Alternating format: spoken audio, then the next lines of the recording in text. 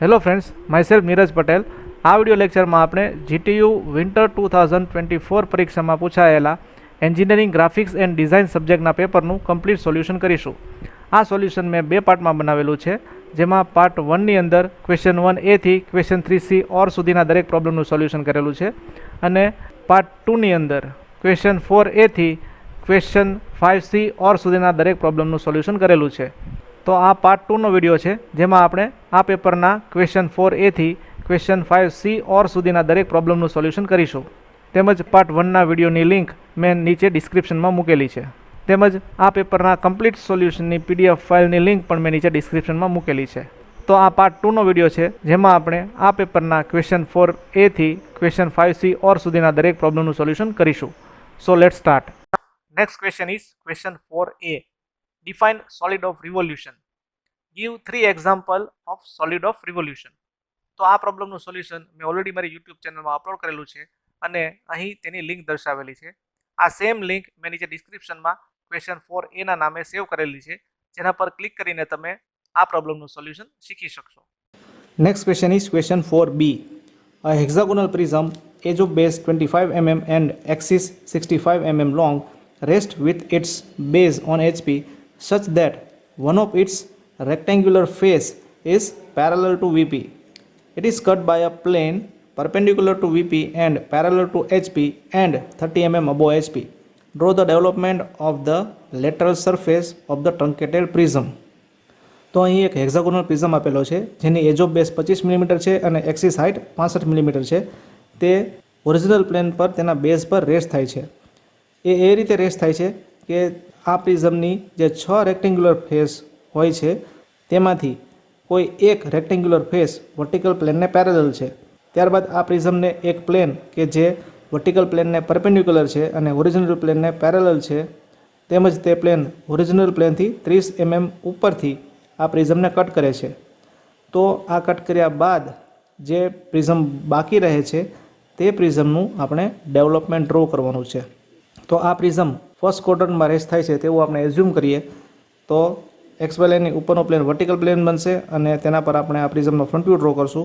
તેમજ XY લાઇનની નીચેનું પ્લેન ઓરિજિનલ પ્લેન બનશે, જેના પર આપણે આ પ્રિઝમનો ટોપ વ્યૂ ડ્રો કરશું. તો આ પ્રિઝમની શરૂઆત આપણે ટોપ વ્યૂથી કરીશું, જેમાં આપણને 25 mm સાઇઝનો એક હેક્ઝાગોન ઓબ્ઝર્વ થશે, અને આપણે એ હેક્ઝાગોન એ રીતે ડ્રો કરશું કે તેની કોઈ એક ફેસ વર્ટિકલ પ્લેનને પેરેલલ રહે. તો સૌપ્રથમ આપણે 25 mmની ઓરિજિનલ લાઇન ડ્રો કરશું.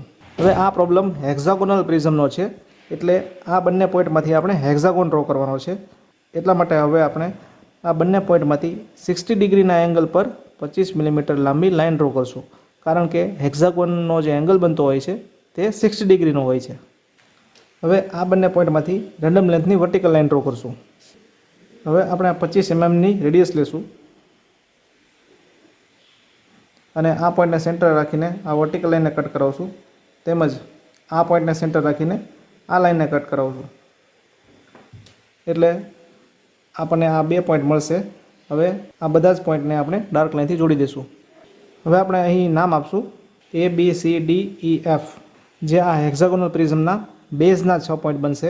તેવી જ રીતે પોઈન્ટ 1, 2, 3, 4, 5, 6 નામ આપશું, જે આ હેક્ઝાગોનલ પ્રિઝમના ટોપના 6 પોઈન્ટ બનશે.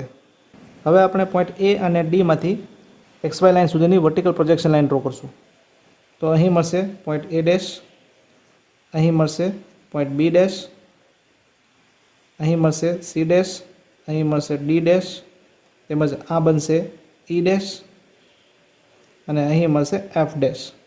તો અહીં A' થી F' પોઈન્ટ છે, તે આ હેક્ઝાગોનલ પ્રિઝમના બેઝના 6 પોઈન્ટ બને છે. હવે આ પ્રિઝમની જે એક્સિસ હાઇટ છે તે 65 mmની છે, એટલે આ દરેક પોઈન્ટમાંથી 65 mmની વર્ટિકલ લાઇન ડ્રો કરશું. હવે ઉપરના દરેક પોઈન્ટને જોડતી હોરિઝોન્ટલ લાઇન ડ્રો કરશું.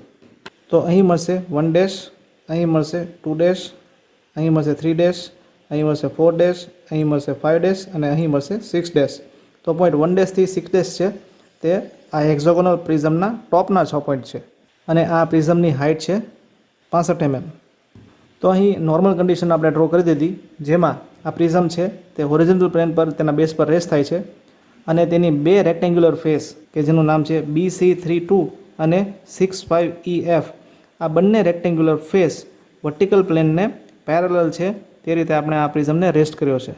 હવે અહીં આગળ ડેટામાં આપ્યું છે આ પ્રિઝમને એક કટિંગ પ્લેન કે જે વર્ટિકલ પ્લેનને પરપેન્ડિક્યુલર છે અને ઓરિજિનલ પ્લેનને પેરેલલ છે, તેમજ ઓરિજિનલ પ્લેનથી 30 mm ઉપરથી આ પ્રિઝમને કટ કરે છે. એટલે હવે પોઈન્ટ એ માંથી 30 mm ઉપર એક પોઈન્ટ માર્ક કરશું અને આ પોઈન્ટમાંથી એક કટિંગ પ્લેન ડ્રો કરશું કે જે વર્ટિકલ પ્લેનને પરપેન્ડિક્યુલર હશે અને ઓરિજિનલ પ્લેનને પેરેલલ હશે.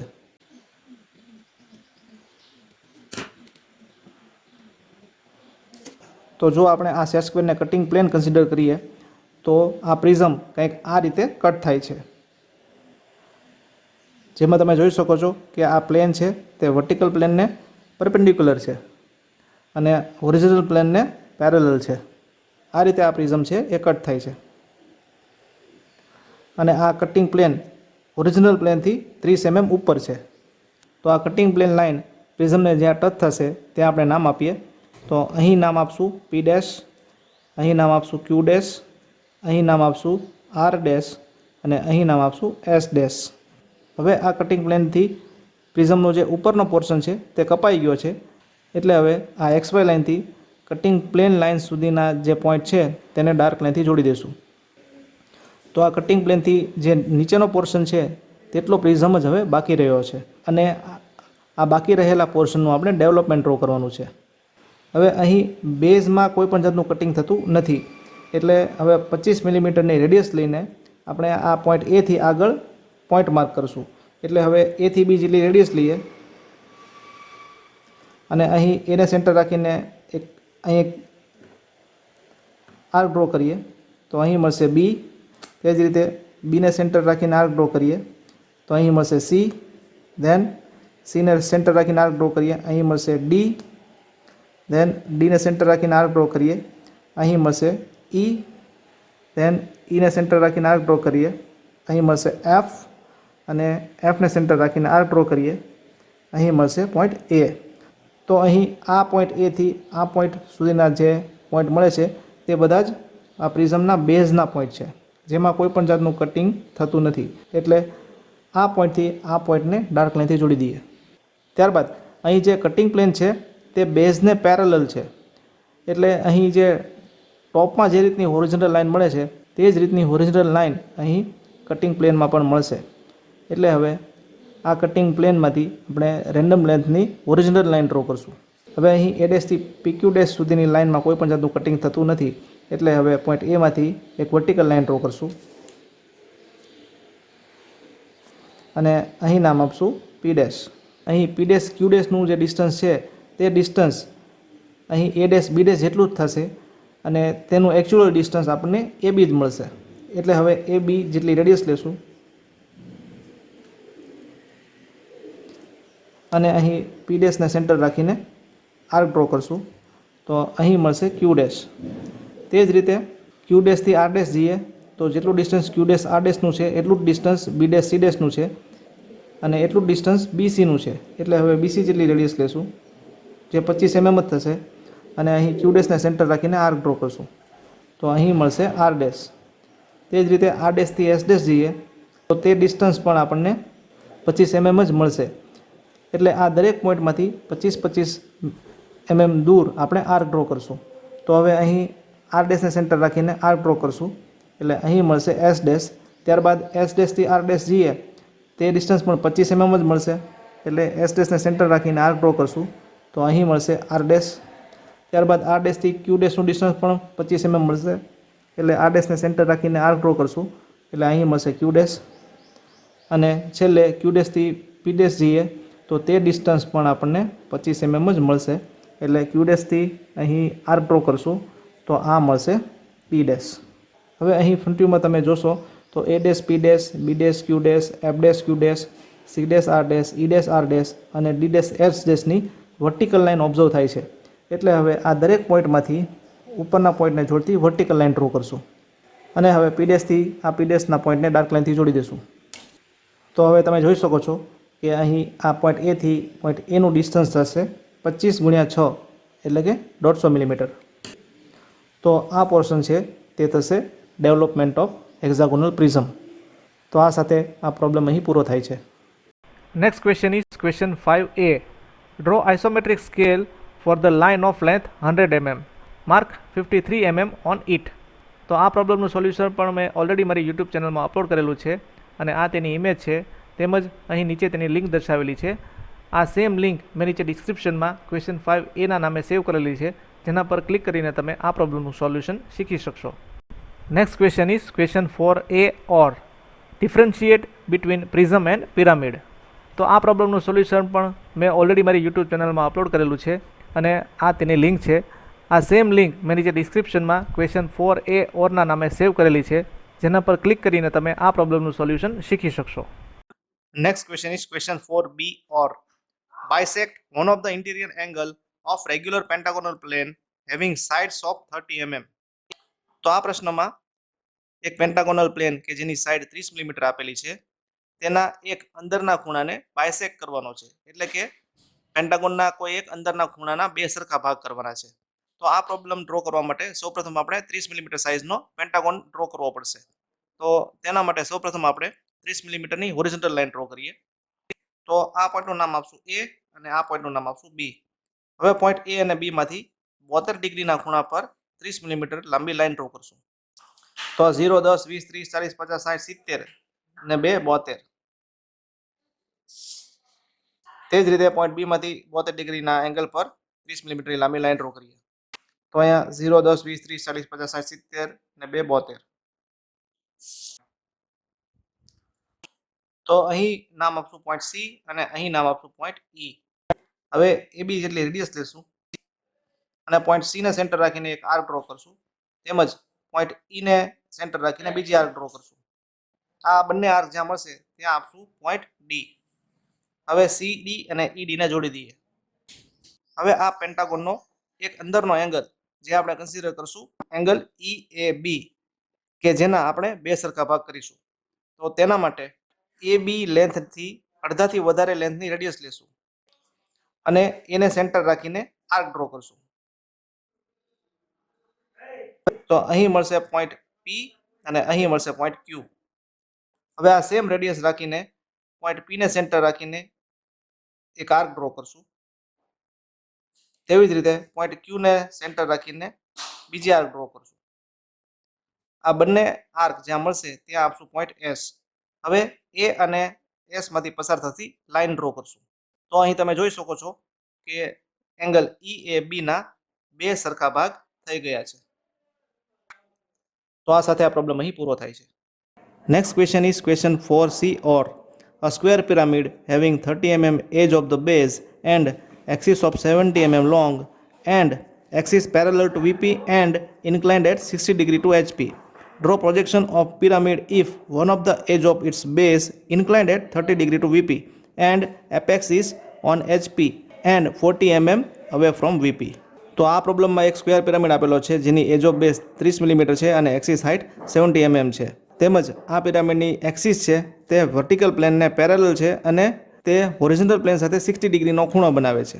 તેમજ આ પિરામિડની એક edge of base vertical plane સાથે 30 ડિગ્રીનો ખૂણો બનાવે છે. તેમજ આ પિરામિડનું જે એપેક્સ છે તે વર્ટિકલ પ્લેનથી 40 મિલીમીટર દૂર રહે તે રીતે એંગલ બનાવે છે. તો આ સ્ક્વેર પિરામિડ ફર્સ્ટ ક્વોડ્રન્ટમાં રેસ થાય છે તેવું આપણે એઝ્યુમ કરીએ તો એક્સપ્લેનની ઉપર વર્ટિકલ પ્લેન બનશે, જેના પર આપણે આ પિરામિડના ફ્રન્ટ વ્યૂ ડ્રો કરશું અને એક્સપ્લેનની નીચે ઓરિજિનલ પ્લેન બનશે, જેના પર આપણે આ પિરામિડનો ટોપ વ્યૂ ડ્રો કરશું. તો પહેલાં આપણે નોર્મલ કન્ડિશનના ફ્રન્ટ વ્યૂ અને ટોપ વ્યૂ ડ્રો કરશું, જેમાં આપણે એઝ્યુમ કરીએ કે આ સ્ક્વેર પિરામિડ તેના બેઝ પર હોરિઝોન્ટલ પ્લેન પર રેસ થાય છે. તો આ કન્ડિશનમાં તેનો ટોપ વ્યૂ જોતાં આપણને 30 મિલીમીટર સાઇઝનો સ્ક્વેર ઓબ્ઝર્વ થશે. તો સૌપ્રથમ આપણે હોરિઝોન્ટલ પ્લેન પર 30 મિલીમીટરનો સ્ક્વેર ડ્રો કરીએ. હવે અહીં પોઈન્ટ આપશું ABCD. હવે આ ઓબ્જેક્ટ પિરામિડ છે એટલે તેનો ટોપ વ્યૂ જોતાં આપણને તેના ડાયાગોનલ AC અને BD ઓબ્ઝર્વ થશે. એટલે હવે આપણે AC અને BDને ડાર્ક લાઇનથી જોડી દઈશું અને આ બંને ડાયાગોનલ જ્યાં મળશે ત્યાં આપણે નામ આપશું પોઈન્ટ O, જે આ પિરામિડનું એપેક્સ થશે. તો આ થઈ ગયો નોર્મલ કન્ડિશનનો ટોપ વ્યૂ. હવે તેનો ફ્રન્ટ વ્યૂ ડ્રો કરવા માટે પોઈન્ટ A અને D માંથી XY લાઇન સુધીની પ્રોજેક્શન લાઇન ડ્રો કરશું. તો અહીં મળશે પોઈન્ટ A', B', અને અહીં મળશે point D dash C dash. હવે પોઈન્ટ ઓમાંથી વર્ટિકલ પ્રોજેક્શન લાઇન ડ્રો કરશું અને તે વર્ટિકલ પ્રોજેક્શન લાઇનનું મેઝરમેન્ટ XY લાઇનથી 70 mm રાખશું, કારણ કે આ પિરામિડની જે એક્સિસ હાઇટ છે તે 70 mm છે. હવે A dash O dash C dash O dash અને એ ડેશ સી ડેશને ડાર્ક લાઇનથી જોડી દઈશું. તો અહીં આ ટોપ વ્યૂ છે તે છે વ્યૂ નંબર 1 અને આ ફ્રન્ટ વ્યૂ છે તે છે વ્યૂ નંબર 2. હવે અહીં ડેટામાં કીધું છે કે આ પિરામિડની જે એક્સિસ છે તે ઓરિજિનલ પ્લેન સાથે 60 ડિગ્રીનો એંગલ બનાવે છે. એટલે અહીં જે આ રેડ કલરની વર્ટિકલ એક્સિસ દેખાય છે તેને આપણે અહીં 60 ડિગ્રીના એંગલ પર ડ્રો કરશું.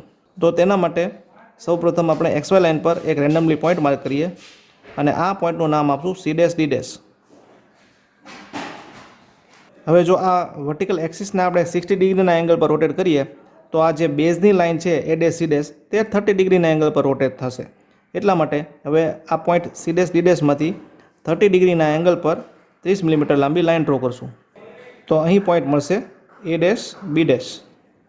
હવે આ એ ડેશ સી ડેશ લાઇનનું મિડ પોઈન્ટ માર્ક કરીએ અને આ મિડ પોઈન્ટમાંથી 60 ડિગ્રીના એંગલ પર રેન્ડમ લેન્થની લાઇન ડ્રો કરશું.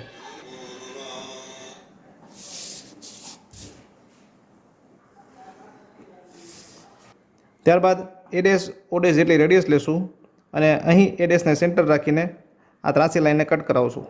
તો અહીં પોઈન્ટ મળશે તે મળશે પોઈન્ટ ઓ ડેશ. હવે એ ડેશ ઓ ડેશ અને સી ડેશ ઓ ડેશને ડાર્ક લાઇનથી જોડી દેશું.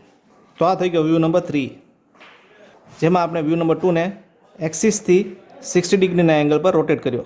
હવે વ્યૂ નંબર 4 ડ્રો કરવા માટે વ્યૂ નંબર 3ના દરેક પોઈન્ટમાંથી નીચેની ડાયરેક્શનમાં વર્ટિકલ પ્રોજેક્શન લાઇન ડ્રો કરશું અને વ્યૂ નંબર 1માંથી દરેક પોઈન્ટમાંથી હોરિઝોન્ટલ રાઇટ સાઇડ ડાયરેક્શનમાં પ્રોજેક્શન લાઇન ડ્રો કરશું.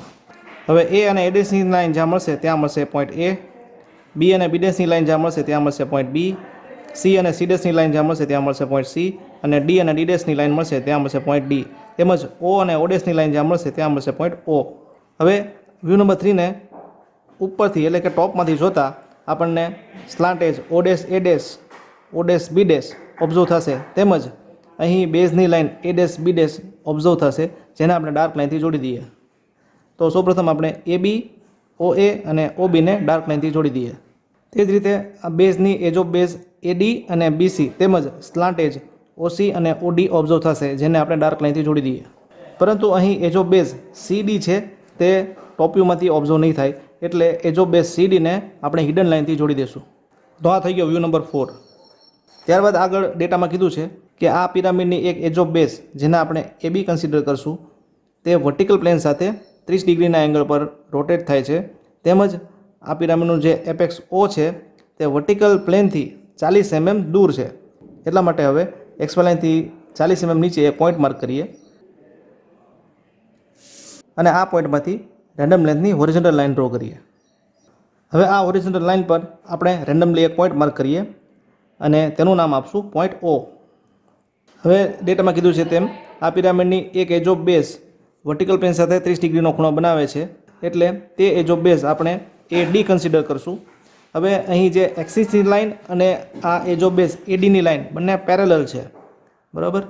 એટલા માટે હવે આ પોઈન્ટ ઓમાંથી 30 ડિગ્રીના ખૂણે એક રેન્ડમ લેન્થની લાઇન ડ્રો કરશું, જે આ એક્સિસની લાઇન બનશે. હવે પોઈન્ટ ઓથી આ પોઈન્ટ સુધીની રેડિયસ લેશું અને અહીં ઓને સેન્ટર રાખીને આ લાઇનને કટ કરાવશું. ત્યારબાદ આ પોઈન્ટથી એ જેટલી રેડિયસ લેશું અને ઉપર અને નીચે આર્ક ડ્રો કરશું.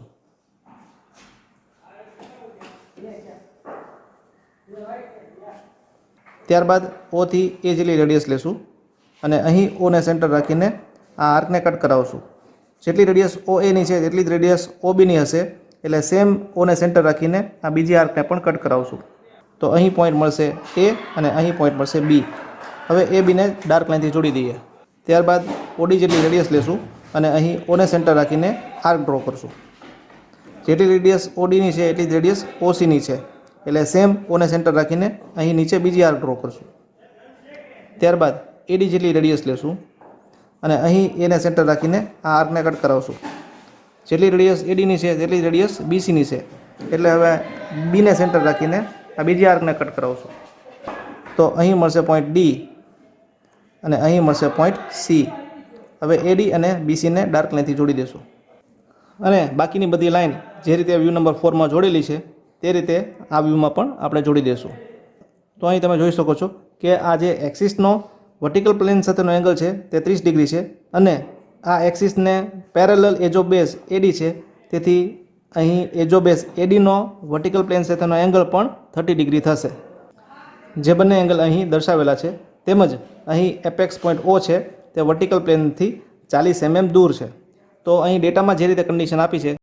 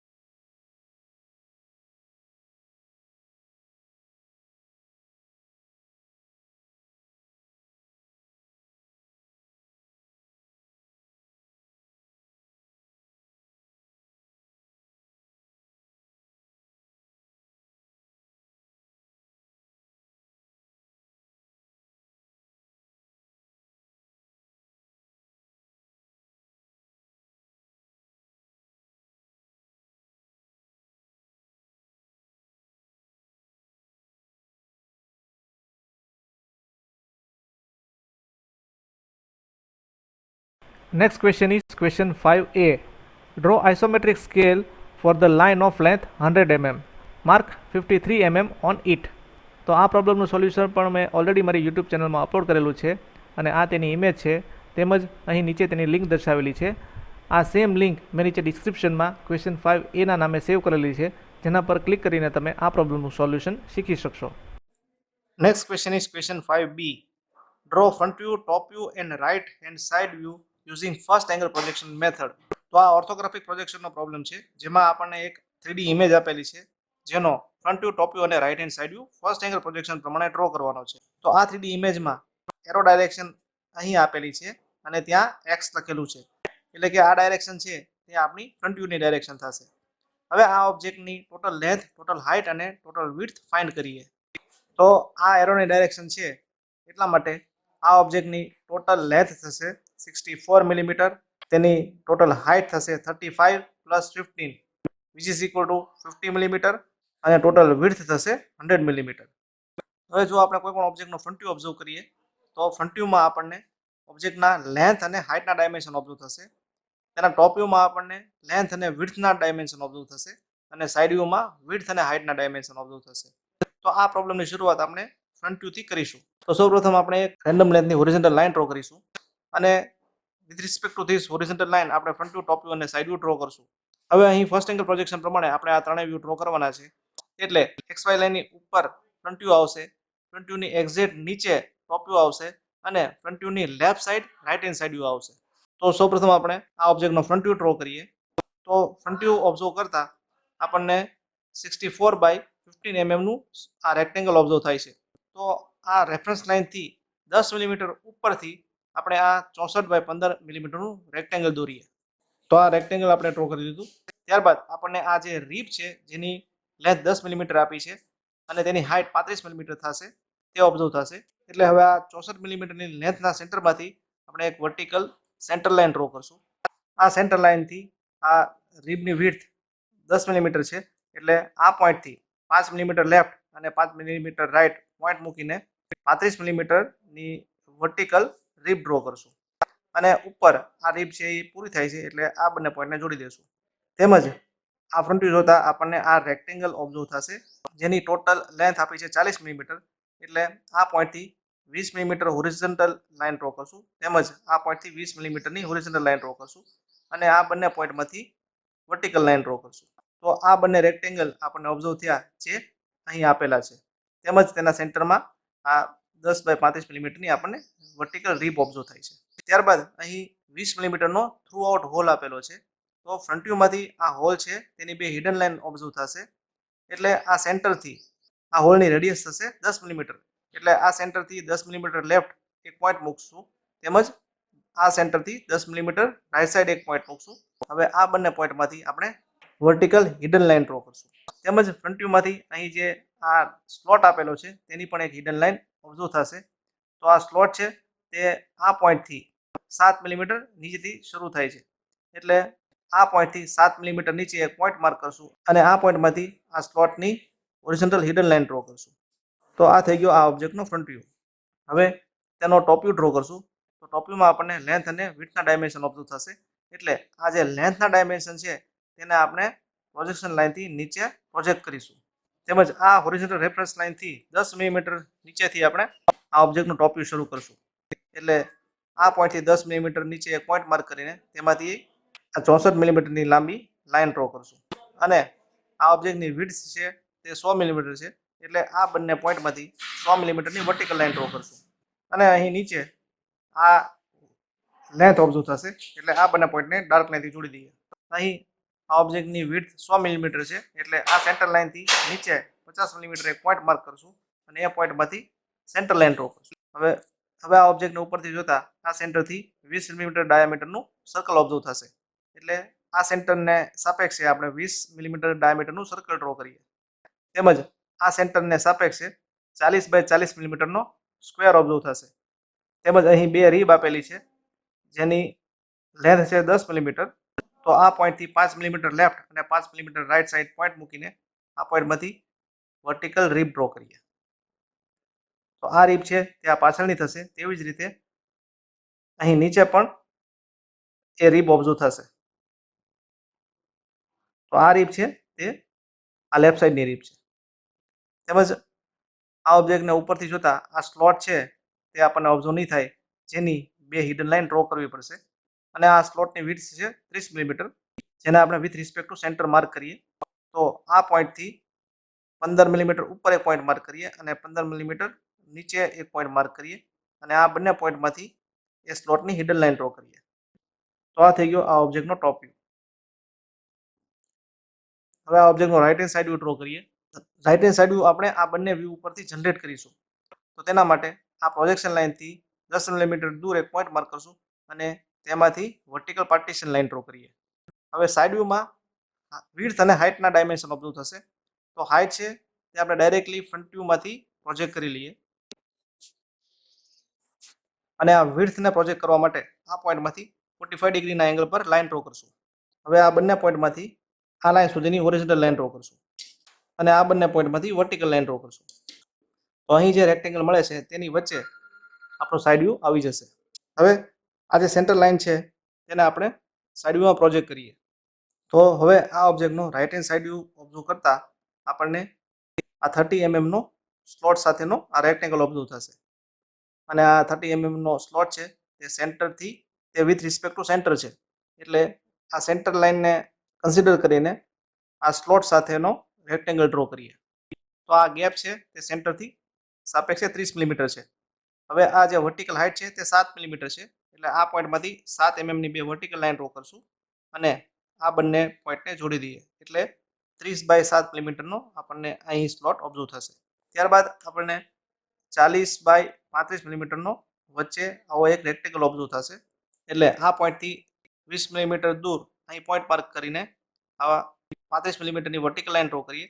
એ જ રીતે આ સેન્ટરથી 20 મિલીમીટર દૂર પોઈન્ટ માર્ક કરીને 35 મિલીમીટરની વર્ટિકલ લાઇન ડ્રો કરીએ અને આ બંને પોઈન્ટને જોડી દઈએ.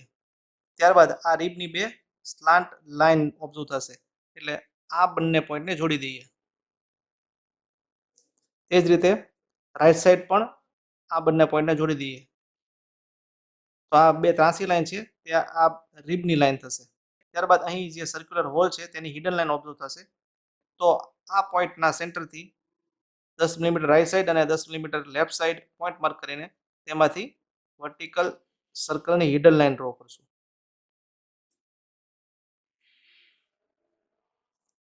તો આ થઈ ગયો રાઈટ હેન્ડ સાઈડ વ્યૂ. હવે આપણે આમાં ડાયમેન્શન આપીએ.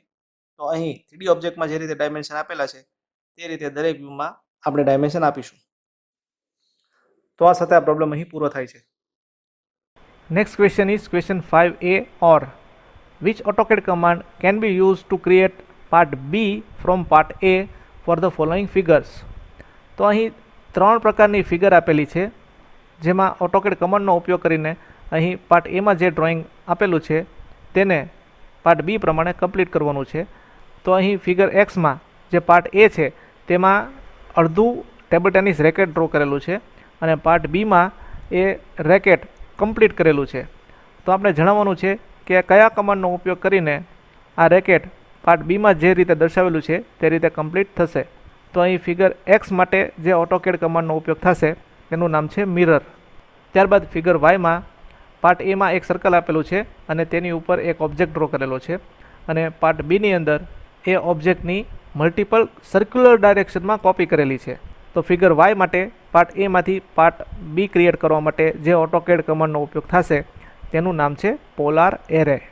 ત્યારબાદ ફિગર ઝેડની અંદર પાર્ટ એની અંદર એક ઓબ્જેક્ટ દર્શાવેલો છે અને પાર્ટ બીની અંદર એ ઓબ્જેક્ટના જે કોર્નર છે તેને તોડી પાડવામાં આવ્યા છે. તો ફિગર ઝેડ માટે પાર્ટ એમાંથી પાર્ટ બી જનરેટ કરવા માટે જે AutoCAD કમાન્ડનો ઉપયોગ થશે તેનું નામ છે chamfer. Next question is question 5B or advantages of AutoCAD over conventional drawing. So advantages of AutoCAD over conventional drawings is as per the following. Number 1, with the help of CAD, highly accurate and precise drawing can be prepared in less time than manually prepared drawings. Number 2, drawing instruments and hand skill is not required. Number 3, drawings can be easily saved in computer and it can be modified and copied when necessary. Number 4, we can print the drawings on printer and plotter when required. Number 5, no scrap of drawings and no paper wastage. Number 6, multicolor display makes visualization more effective. Number 7, we can increase or decrease the size of drawing to definite scale very easily. And number 8 is computer aided manufacturing is also possible. So these are the advantages of AutoCAD over conventional drawing. Next question is question 5C or draw isometric drawing of the following views. તો અહીં બે view આપેલા છે અને આ બે view ઉપરથી આપણે આ ઓબ્જેક્ટનો આઇસોમેટ્રિક વ્યૂ ડ્રો કરવાનો છે. તો અહીં કયા બે વ્યૂ આપેલા છે તે આપણને કીધેલું નથી, તો આપણે તે એઝ્યુમ કરવું પડશે.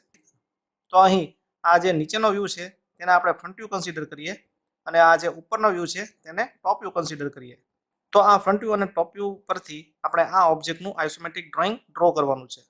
તો ફ્રન્ટ વ્યૂમાંથી આ ઓબ્જેક્ટના લેન્થ અને હાઇટના ડાયમેન્શન મળશે અને ટોપ વ્યૂમાંથી આ ઓબ્જેક્ટના લેન્થ અને વિડ્થના ડાયમેન્શન મળશે. તો અલ્ટિમેટલી આપણને લેન્થ, હાઇટ અને વિડ્થ ત્રણેય ડાયમેન્શન મળી જશે એટલે આપણે આ ઓબ્જેક્ટનું આઇસોમેટ્રિક ડ્રોઈંગ ડ્રો કરી શકશું. હવે ઓબ્જેક્ટની લેન્થ અને વિડ્થના ડાયમેન્શન આપણે 30 ડિગ્રીના એંગલ પર ડ્રો કરશું, જ્યારે હાઇટના ડાયમેન્શન 90 ડિગ્રીના એંગલ પર એટલે કે વર્ટિકલ લાઇન ડ્રો કરીને ડ્રો કરશું. તો આ ઓબ્જેક્ટનું આઇસોમેટ્રિક ડ્રોઈંગ ડ્રો કરવા માટે સૌપ્રથમ આપણે એક હોરિઝોન્ટલ રેફરન્સ લાઇન ડ્રો કરીએ. તો સૌપ્રથમ આપણે આ ફ્રન્ટ વ્યૂને આઇસોમેટ્રિક ડ્રોઈંગમાં કન્વર્ટ કરીએ. તો આ પોઈન્ટથી આપણે શરૂઆત કરીએ. તો આ પોઈન્ટથી આ ફ્રન્ટ વ્યૂની જે લેન્થ છે તે છે 75 mm. તો લેન્થનું ડાયમેન્શન 30 ડિગ્રીએ ડ્રો કરાય એટલે આ લાઇન પર આપણે રેન્ડમલી એક પોઈન્ટ માર્ક કરીએ અને આ પોઈન્ટમાંથી 75 mm ની 30 ડિગ્રીના એંગલ પર લાઇન ડ્રો કરીએ. ત્યારબાદ આ હાઇટ છે જે છે 60 - 45 એટલે કે 15 મિલીમીટર. તો હવે આ બંને પોઈન્ટમાંથી 15 મિલીમીટરની વર્ટિકલ લાઇન ડ્રો કરીએ. ત્યારબાદ આ લાઇન છે તે ઓબ્ઝર્વ થાય છે જે લેન્થ છે એટલે આ બંને પોઈન્ટને આપણે જોડી દઈએ. તો અહીં ફ્રન્ટ વ્યૂમાં જે હોરિઝોન્ટલ રેક્ટેંગલ દર્શાવ્યો છે તે આપણે ડ્રો કરી દીધો. ત્યારબાદ અહીં એક વર્ટિકલ રેક્ટેંગલ ઓબ્ઝર્વ થાય છે. તો આ વર્ટિકલ રેક્ટેંગલની જે લેન્થ છે તે 75 - 60 એટલે કે 15 મિલીમીટર થશે અને તેની હાઇટ છે તે 45 મિલીમીટરની થશે. તો આ પોઈન્ટથી 30 મિલીમીટર દૂર એક પોઈન્ટ માર્ક કરીએ એટલે આ પોઈન્ટથી 30 મિલીમીટર દૂર પોઈન્ટ માર્ક કરીને તેમાંથી આ લેફ્ટ સાઈડની વર્ટિકલ લાઇન ડ્રો કરશું જેની હાઇટ થશે 45 મિલીમીટર.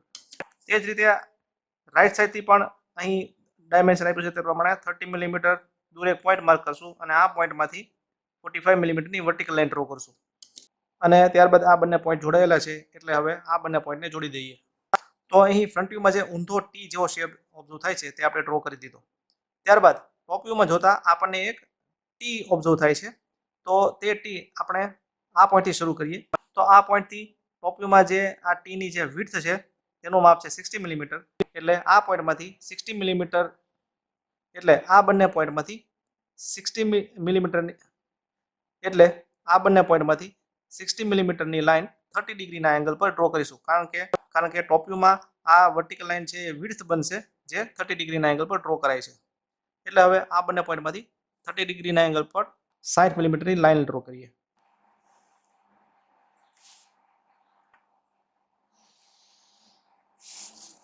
ત્યારબાદ ટોપ વ્યૂમાં હોરિઝોન્ટલ રેક્ટેંગલ ઓબ્ઝર્વ થાય છે, જેમાં આ પોઈન્ટથી આ લેન્થ છે 30 મિલીમીટર.